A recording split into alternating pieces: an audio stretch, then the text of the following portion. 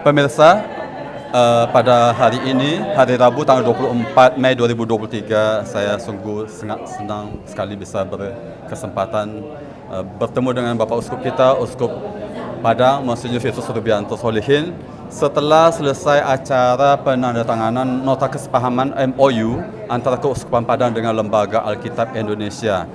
Monsinyur, selamat sore, Monsinyur. Sore. Monsinyur, baru saja kami saksikan dan para imam yang hadir dalam pertemuan para imam se-Keuskupan Padang menyaksikan bersama penandatanganan MOU itu. Ada 6 poin rupanya, dan tadi kami sudah mendapat informasi berkaitan dengan 6 poin yang menjadi isi dari MOU itu. Apa tanggapan Monsinyur ini terhadap MOU, isi MOU itu? Silakan Monsinyur. Saya sendiri merasa sangat bangga dan senang sekali tentu saja karena kerjasama dengan LAI ini bukan hanya personal pribadi saya yang sudah lama, terutama menjadi sangat dekat sesudah pandemik karena ada program online untuk sahabat Alkitab yang terus beberapa kali saya isi begitu. Nah, dan ternyata dari situ juga muncul rencana dan kerjasama untuk membuat program pembaca baru Alkitab di Mentawai yang sekarang sudah mulai berjalan bergerak dengan 10 bulan didampingi secara khusus orang-orang yang atau umat yang punya kesulitan dalam membaca Kitab suci. Bukan hanya membaca kitab suci, yang tidak bisa membaca atau iliterasi itu benar-benar bisa didampingi bisa membaca dengan kitab suci, dengan pakai kitab suci. Maka ini sesuatu yang sudah pernah terjadi di Mentawai tahun 97 kalau tidak salah, tetapi dengan metode baru ini memang baru pertama kali dari teman-teman LAI. Maka ini yang kemudian diangkat sampai bagaimana kalau kita juga memulai menandatangani kesepakatannya. Jadi dulu waktu awalnya tidak sempat terpikir 6 poin itu. Rupanya di dalamnya kita punya kesempatan lebih besar lagi, terutama dalam penyebaran kitab suci, dalam penerbitan, bahkan termasuk dalam pengembangan penerjemahan ke bahasa-bahasa yang bisa, terutama di Keuskupan Padang ini rupanya sangat dibutuhkan. Saya dimungkinkan juga misalnya dalam berbahasa Mentawai. Oke. Sudah ada, tapi revisinya tentu saja setiap bahasa berkembang karena terjemahan dalam bahasa Mentawai yang sudah yang tebal itu rupanya bagi umat kadang-kadang ada yang merasa tidak mengalir seperti yang sebelumnya pernah muncul dalam buku yang lebih kecil Katuare Mansimaeru dalam Perjanjian Baru itu. Maka ini maksudnya hal-hal tertentu ketika terjemahan sudah ada selalu ada revisi dan pengembangan. Maka ini juga kemungkinan menjadi kesempatan bagi umat di pelosok, di pedalaman untuk mendapatkan pelayanan bukan hanya kitab suci gratis yang nanti kita juga usahakan itu atau dengan harga murah, tapi juga narasumber yang bisa kita mohon dari LAI untuk menjelaskan perubahan-perubahan yang terjadi di dalam rangka pengenalan kitab suci ini. Tentu sangat berguna bagi tahun yang akan kita masuki sesudah tahun keluarga ini, tahun komunitas basis yang kalau berdasar kitab suci menjadi lebih solid lagi kan? Oke. Ya. Monsinyur, Bapak di Keuskupan Padang ada namanya Komisi Kitab Suci. Ini, jadi maksudku adalah begini, apa next atau apa langkah selanjutnya setelah penandatanganan MOU ini? Silakan Monsinyur. Komisi Kitab Suci selama ini dikaitkan dengan Komisi Liturgi dan Komisi Kata Ketik. Iya. Sebenarnya di mana-mana Komisi Kata Ketik dan Komisi Kitab Suci sering jadi satu. Ya. Komisi Liturgi bisa terpisah, tapi tempat kita 3 komisi ini serumpun dan dijadikan satu orang. Karena kekurangan tenaga, personalia dan rupanya kita harus siapkan orang tentu saja yang belajar secara khusus. Pastor Erik yang dulu sempat di sini menjadi juga ketua Komisi Kitab Suci dan Kata Ketik. dulu juga delegatus kitab suci untuk yang di wilayah Regio Sumatera. Kita butuhkan kemampuan akademiknya untuk mendampingi para frater, dan sekarang rupanya berita yang menggembirakan kita, beliau bukan hanya mendampingi di seminari Pematang Siantar, tapi juga menjadi dosen di STFT Sinaksak, baru diputuskan. Maka ini satu berita gembira bagi kita.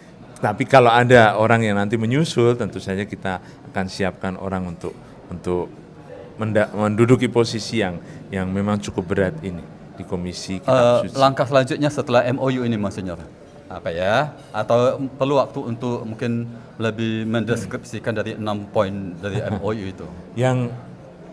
Ya tentu saja harus dipelajari bersama.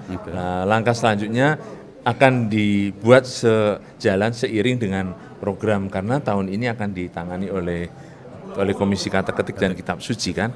Ya, kita akan memakai ini sebagai satu cara juga untuk melayani paroki-paroki, terutama yang ada hubungannya dengan pengembangan komunitas basis.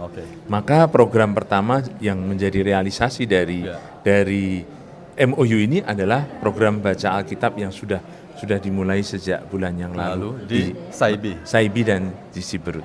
Oke, demikianlah percakapan saya dengan Bapak Uskup Monsinyur Vitus Rubianto Solikin. Semoga ini bermanfaat bagi kita semua. Terima kasih, salam. Baik, terima kasih. Jadi latar belakang adanya kesepakatan kerjasama yang perlu ditandatangani adalah sebenarnya untuk meresmikan, untuk mendokumentasikan kerjasama yang sudah sangat erat antara Lembaga Alkitab Indonesia dengan gereja-gereja dan pada khususnya dengan keuskupan. Kerjasama antara Lembaga Alkitab Indonesia dengan keuskupan dengan keluarga Katolik sebenarnya sudah jauh sebelum terbit Alkitab yang kita pakai bersama, yaitu pada tahun 1968. Sudah konkret karena terjemahan antara Protestan dengan Katolik adalah terjemahan ekumenikal yang terbit tahun 1974. Dan untuk mengaktualkan, untuk memutakhirkan kerjasama kita, maka perlu ada dokumen yang ditandatangani oleh Lembaga Alkitab Indonesia dan Keuskupan. Dan ini memang sesuatu yang sangat bersejarah, oleh karena tahun ini tanda tangan antara Lembaga Alkitab Indonesia dengan Keuskupan Padang menjadi satu dokumen yang pertama yang ditandatangani. Dan diharapkan dengan tanda tangan MOU antara LAI dengan Keuskupan Padang pada khususnya, itu kita akan mengkonkretkan kerjasama-kerjasama di bidang kitab suci yang tidak hanya penerjemahan tapi juga bidang-bidang yang lain. Pak Sigit, kami ingin mengetahui bahwa seperti yang kami saksikan barusan tadi, pada hari ini Rabu tanggal 24 Mei 2023, di sini di ruang konferensi Puri Dharma Katedral Padang berlangsung penandatanganan nota kesepahaman. Kita ingin tahu nih apa saja poin-poin penting ini, mungkin bisa sampaikan kepada kami, silakan. Jadi ada 6 poin penting yang berhubungan dengan mandat tugas Lembaga Alkitab Indonesia. Poin yang pertama adalah di bidang penerjemahan Alkitab. Tentu kalau ada kebutuhan penerjemahan kitab suci dalam bahasa-bahasa daerah, Keuskupan Padang bisa memberikan informasi yang sangat berharga untuk kita tindak lanjuti, bahkan untuk menyusun tim penerjemahan juga bisa dikerjasamakan. Yang kedua, mandat untuk penerbitan. Penerbitan ini bisa dikembangkan ke penerbitan khusus yang dibutuhkan oleh Keuskupan Padang, bisa dikerjasamakan antara Keuskupan Padang dengan Lembaga Alkitab Indonesia. Misalnya Alkitab dengan cover khusus yang diterbitkan dalam rangka ulang tahun keuskupan atau paroki tertentu. Yang ketiga, di bidang penyebaran Alkitab, ini bisa dikerjasamakan khususnya untuk penyebaran di daerah pelosok yang tidak mendapatkan Alkitab, tidak bisa mendapatkan oleh karena keterbatasan infrastruktur dan karena keterbatasan ekonomi. Yang keempat adalah di bidang Bible engagement atau upaya untuk mendekatkan antara umat dengan kitab suci. Ini bisa dalam bentuk seminar, bincang Alkitab, bisa talkshow dan lain-lain. Ini bisa dikerjasamakan. Lalu yang kelima adalah di bidang advokasi. Bagaimana pemulihan luka akibat pasca bencana bisa dipulihkan melalui Alkitab. Bisa memulihkan dengan trauma healing berbasis kitab suci, itu bisa dikerjasamakan. Dan yang terakhir di bidang ministry, di bidang pelayanan dan kesaksian. Bagaimana Alkitab itu bisa tersebar ke berbagai pelosok, ke berbagai daerah, ke berbagai suku bangsa, itu bisa dikerjasamakan antara Lembaga Alkitab Indonesia dengan Keuskupan Padang. Jadi 6 mandat ini, 6 poin ini yang bisa dikembangkan bersama-sama. Oke, terakhir Pak Sigit, apa mungkin semacam harapan dari penandatanganan nota kesepahaman ini? Harapan dari Pak Sigit dari LAI? Ya, secara khusus kami berharap bahwa Lembaga Alkitab Indonesia ini yang notabene adalah lembaga milik Protestan dan Katolik menjadi sangat dihayati bersama di antara umat. Karena di Lembaga Alkitab Indonesia ini, di pembina itu ada tokoh Katolik, Romo Subagio, di pengawas itu ada tokoh Katolik, Dr. Irene, di pengurus itu ada tokoh Katolik, ada 2, ya, Ibu Helena dengan Pak Bardiono, dan juga di karyawan Lembaga Alkitab Indonesia di antara 286 karyawan itu juga banyak umat Katolik di sana. Jadi sebenarnya Lembaga Alkitab Indonesia ini bukan lembaga Protestan saja, tapi juga lembaga yang dimiliki bersama gereja-gereja Katolik, Protestan, dan aras yang lain. Jadi dengan MOU ini kami berharap semakin dekat kekeluargaan kita, semakin sinergi, dan semakin bisa menjadi berkat bagi Indonesia. Terima kasih. Ya, nama saya Pendeta Anwar Chen. Sehari-hari saya adalah pendeta Gereja Kristen Protestan Indonesia, mengabdi sebagai konsultan penerjemahan sekaligus Kepala Departemen Penerjemahan LAI. Ya. Jadi kami berterima kasih. Tadi ada kesempatan untuk memperkenalkan Alkitab Terjemahan Baru edisi kedua ya, kepada para pastor di Keuskupan Padang.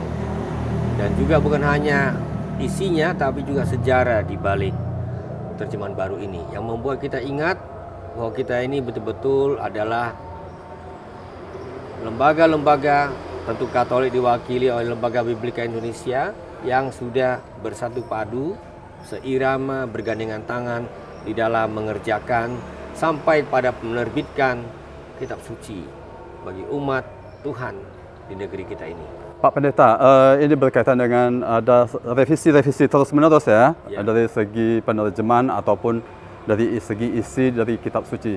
Nah, berarti pada hari ini kan baru saja kita menyaksikan penandatanganan nota kesepahaman antara LAI dengan keuskupan. Ini menandakan bahwa selalu dinamis perbaikan-perbaikan teks atau naskah yang ada di dalam kitab suci, baik Perjanjian Lama maupun Baru, begitu ya Pak Pendeta ya. Nah, artinya bahwa untuk yang akan datang pun ada kemungkinan untuk ada revisi perbaikan-perbaikan entah dari segi kebahasaan maupun dari kontennya lain. Mungkin bisa berikan komentar Pak Pendeta, silakan. Ya, tentu saja kalau kita bicara tentang pembaruan terjemahan atau pemuktahiran terjemahan, ini bukan hanya dalam bentuk koreksi, tapi juga dengan memperhatikan perkembangan yang ada. Dan ini tidak terlalu sering kita kerjakan.